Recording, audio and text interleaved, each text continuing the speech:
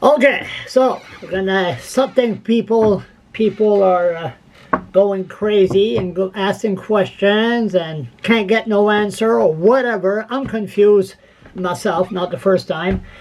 The issue is rent control. Okay, is it elitism? Is it Haig's contact with the Irvings? Or is it Marie Antoinette, La Demi-Cake? I don't know. It's very, very confusing. Maybe there's someone here that could straighten me out, and I wish him the very best of luck to straighten me out. There he is. How you doing, you? Good morning, Charles. How are you today? Good. Once again, I hope you don't cut off my welfare check after this. So I hope everything's fine. The Minister of Social Development. By the way, I got a video behind me. 2016, and you were the interim leader of the PC party. Huh? How time flies, huh? Wow. That was I had a goatee then. Yeah, look at that. And that was between David Allward and Blaine Higgs, huh? Yeah. Time flies, Wow. man. We're the only dinosaur left. Oh my goodness. I know it goes back to 2003. I met you the first time on the lawn of the legislature. Yeah, time flies. Okay, that don't count for my 10 minutes. Okay, No. So here we go. So, are the stories on the CBC facts or fiction about rent control? I don't know if you watch it. Did you hear it? Sure, and I agreed to do an interview just to try and give them the landscape and the update on the 90-day rental review that the government did last year. And again, it's certainly difficult sometimes to get your story across in a short period of time. But there are some advancements that have occurred, and there's been some positive things, but it's unfortunate when I hear these stories of substantial increases in the rents from these landlords that come in from Ontario or wherever and buy up these property buildings. So it's discouraging that maybe those landlords don't understand our rules, or, I mean, they just came into legislation. Some of the upgrades came into legislation in December. So again, that's only been 6 or 8 weeks since then. So again, some of the extra teeth that we put in place to protect the renters, again, maybe there isn't an awareness, a good enough awareness among some of these landlords or developers that come in from out of town. So what are you going to do about it? Well, we again, I mean, there was about 12 recommendations that came out of that rental review that was done by the government, and a number of them have been put in place. Easier access to the residential tenancy officers to come in and try and negotiate or advocate on behalf of the renters to have those rents rolled back. And there has been some very, according to Minister Wilson, there's been a number of these huge increases that have been rolled back because they haven't given the proper notice, or they were outside the market conditions, or again, one of the items is that you can't increase rents more than once a year, so that's a type of control. But again, it's a type of thing where it's been a year now since we did the review, and we continue to look at the situation and listen to the public. I mean, I think there was about Listen. Ah, that's the magic word. Listen. Écoutez. Oui, écoutez. Oui, c'est vrai. But if, again, we feel in the discussions as time moves on that there needs to be something done, we're always open to that.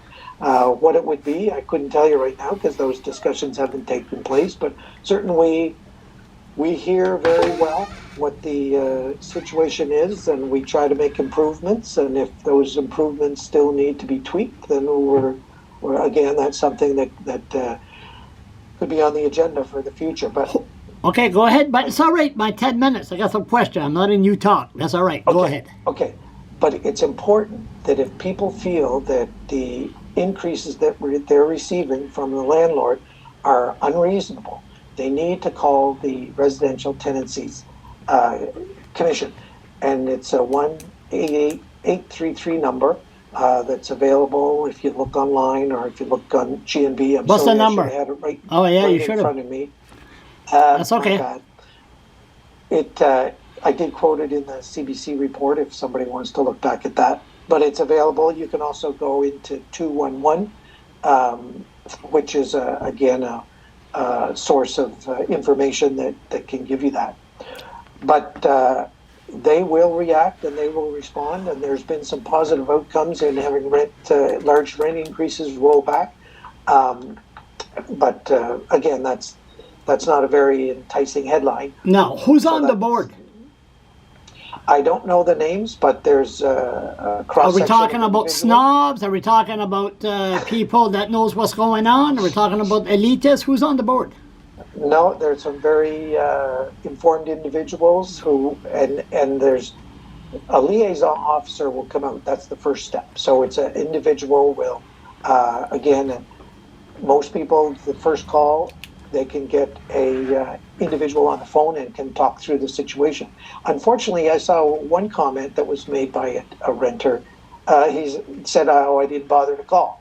I didn't bother to call." Well, if you don't call, then you can't get action. Yeah. So you need to call the rentalsman, well, it's not rentalsman anymore, but it's the residential tribunal.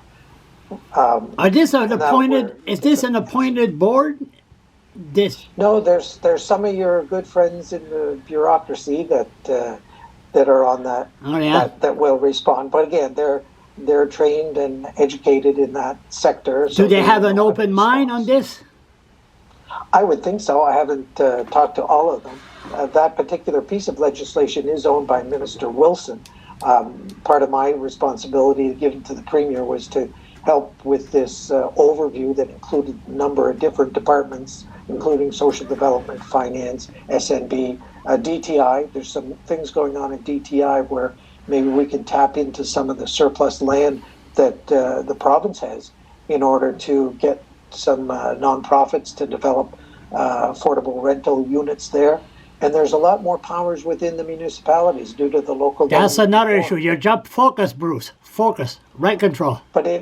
I know, but it is part of that whole file in helping the individuals cope with the high cost of living these days.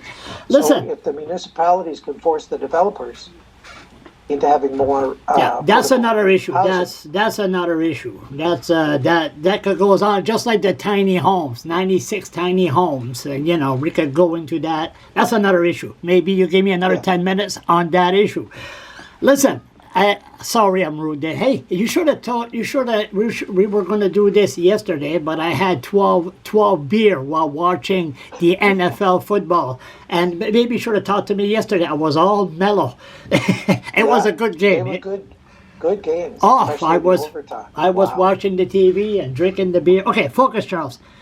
You have a unit, a 12 unit person in a building, 12 units. And suddenly they get the rent, 50% goes up, and then they get the papers. Then they call the tribunal or whatever you want to call it, that phone number, and then they say, yes, this is not right. And this is not right. They can't do that. So he won his case, but there's 11 other units in that building that's not affected, by the way, I hear that from Robert Jones Friday. That's not affected by the change. There's only one. So if you got a person that can't read or write, that's not fair, no?